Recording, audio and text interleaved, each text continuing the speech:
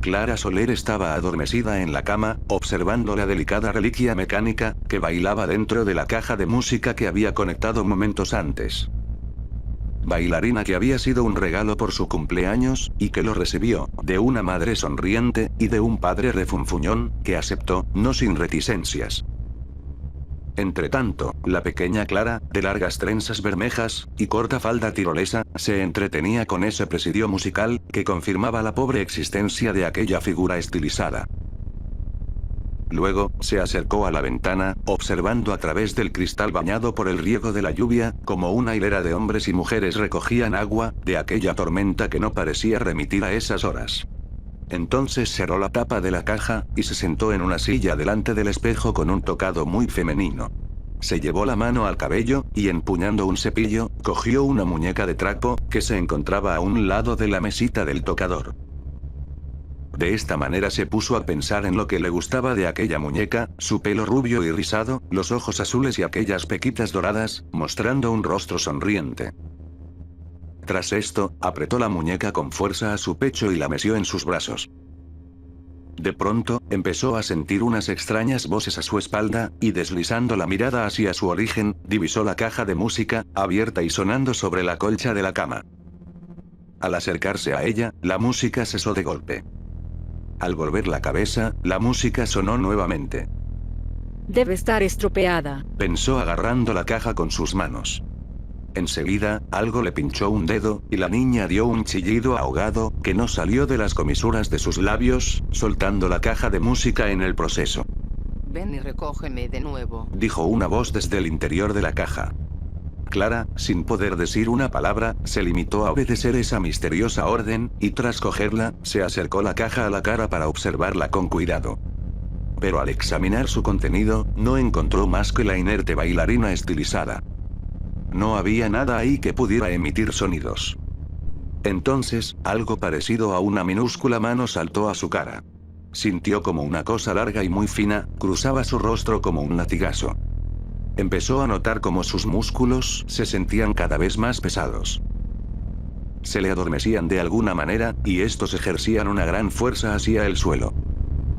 Entretanto, su mirada vacilaba tambaleante de un lado a otro, como ocurría en los tiovivos de su pueblo. Sin embargo, en aquella ocasión la única que giraba en torno a un eje misterioso estaba siendo ella. Un eje que se concentraba alrededor de la habitación, como si de esa bailarina se tratase, pero a tamaño real. La música, por su parte, martilleaba de forma insoportable sus oídos, aturdiéndola. Empezó a sentir cómo esa irrealidad parecía engullirla lentamente, hasta que la cubrió por completo.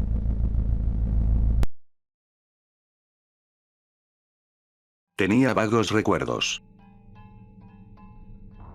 Su habitación, decorada con un gusto femenino. La caja de música, con esa bailarina estilizada.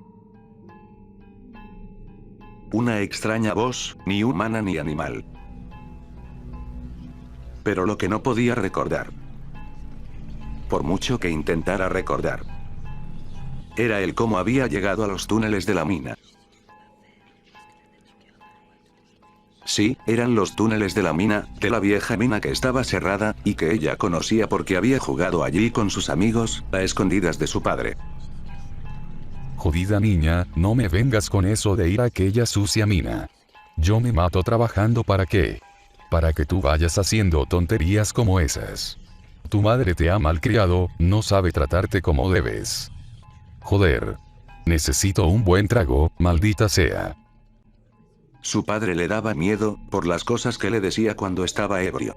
En especial, con esa asquerosa palabra que empezaba por J, pero también era verdad que nunca le había puesto la mano encima.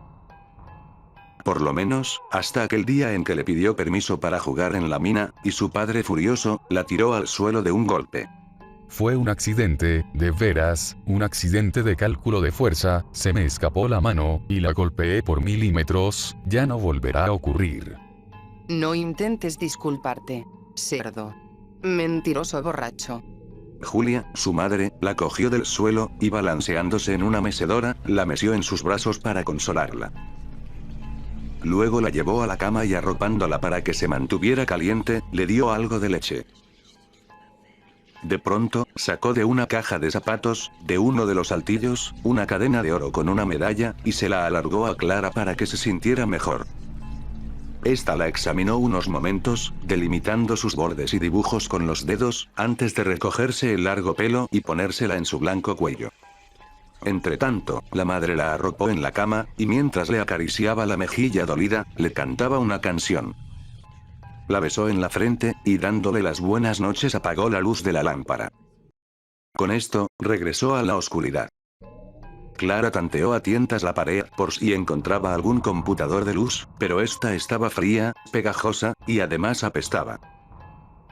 Sintió el chapoteo del agua golpeando el suelo, el leve cric-cric de las ratas paseando por en medio de sus piernas, y sus propias pisadas sobre la tierra húmeda. Entonces, se movió torpemente, estirando los brazos, un pasillo tras otro.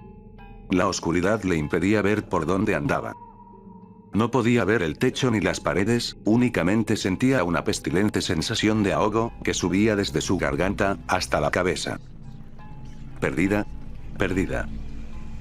Al doblar una esquina, llegó a escuchar cómo giraban lentamente las aspas del conducto de ventilación. Entonces tropezó con algo que había en el suelo, debía de ser pequeño, sin embargo fue el susto más que otra cosa lo que la hizo resbalar y caer. Nuevamente se puso a tantear con las manos, parecía largo y delgado, no lo sabía con exactitud. De pronto, el muslo desnudo rozó algo inerte, quieto y sin vida, pero era corto y casi imperceptible. Una caja de cerillos que no estaba húmeda. Cogió una con las manos y esta cayó al suelo. Lo intentó otra vez, pero al encenderla se rompió en dos partes. A la tercera llegó la vencida. Una tenue llama de luz apareció de inmediato en el diminuto fósforo. Ahora, pudo reconocer las cerillas, eran como las que usaba su padre. Papi, ¿estás ahí? No hubo respuesta, solamente una cerilla consumiéndose. Sin embargo, sí encontró la cosa larga y delgada que había sentido antes. Se trataba de un bastón, manchado de sangre y doblado por los golpes. ¿Has venido a buscarme, papi? Insistió, pero volvió a no tener respuesta. Oscuridad. Una cerilla consumiéndose del todo. Ahora, el ennegrecido palillo churruscado se escurrió de las manos y acabó flotando en el canalillo de las aguas residuales. Al encender otra cerilla, Clara tomó sus precauciones para conservarla el mayor tiempo posible. Ya apenas quedaba un cerillo en la cajetilla. Luego, miró al suelo, a los raíles de las vagonetas, que parecían vasos sanguíneos de un coloso mitológico, y se puso a caminar muy despacio para no tropezar, siguiendo el tramo de los rieles, al paralelo de un conducto de ventilación. La llama de la cerilla proyectaba espectrales sombras en las paredes de los túneles, que desembocaban en una especie de cámara de 7 salidas. La cámara estaba cubierta por una niebla gris fosforescente y tenue, que densamente empezaba a dispersarse por la galería. En la sala hectagonal, sintió al principio un leve gemido, que no le resultó familiar, no parecía humano ni animal. Pero luego creyó ver a su padre, tangible como el aire, bañado por la luz del día que se filtraba por las grietas de la mina. Llevaba el mono de obrero, con el cabello recién peinado, y la niña pudo hacerse sus propias ideas de lo que había ocurrido. Seguramente se había perdido en aquellas galerías, y su padre la estaba buscando. Pero no fue eso lo que ocurrió exactamente. De hecho, nada ocurrió. Clara corrió hacia él, y le abrazó calurosamente, esperando al menos que tras un día de castigo, supiera perdonarla. Ella, por su parte, había aprendido a escuchar y acatar los consejos de los mayores. Entretanto, la mano del hombre acariciaba el pelo moreno de la niña, y ésta se limitaba a sonreír orgullosa de su padre, y alegrarse por haberla encontrado. Luego, Clara alzó la mirada hacia su rostro, y sintió algo cruzando su cara como un latigazo. De repente, una presencia verde empezó a cubrir la mejilla del hombre, que poco a poco se abría paso por su piel, terminando por ocultar sus últimas facciones humanas. La carne parecía carroña pura, corrompida, con algunos cartílagos verduzcos, y moho amarillento creciendo en su cadavérico cuerpo. La niña se cayó de bruces al suelo, sintiendo el aliento emponzoñado que despedía su boca. Debía escapar de esa situación de inmediato, pero no sabía qué hacer. No sabía si permanecer quieta, oculta entre la oscuridad, y esperar a lo que ocurra. O bien, buscar una salida, con la dificultad de no saber a dónde ir.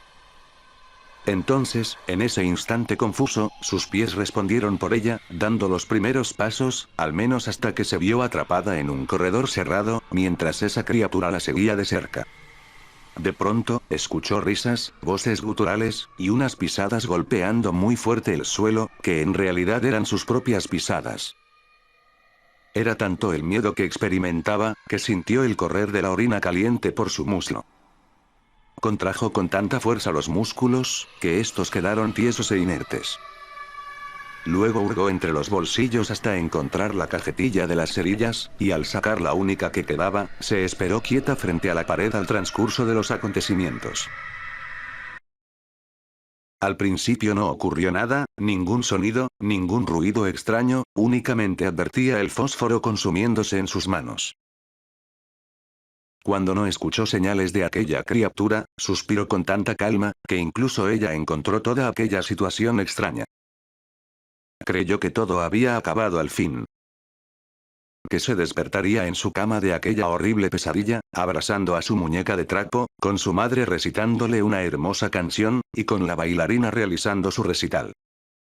Entonces, sintió unos papeles crujiendo a sus pies.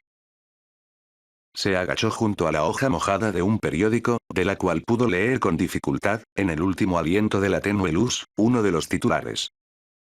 Se repite la tragedia. La pequeña de 9 años, Clara Soler, es el 11º niño desaparecido en lo que llevamos de año. A Clara se le puso la carne de gallina. Sintió un fuerte dolor en el abdomen, y unas enormes ganas de llorar. Entonces vomitó, y cayendo nuevamente de bruces al suelo, dio un grito de terror. Un grito que atravesó toda aquella red minera. Galería tras galería. Riel tras riel. Hasta que se perdió en las profundidades cavernosas del vacío.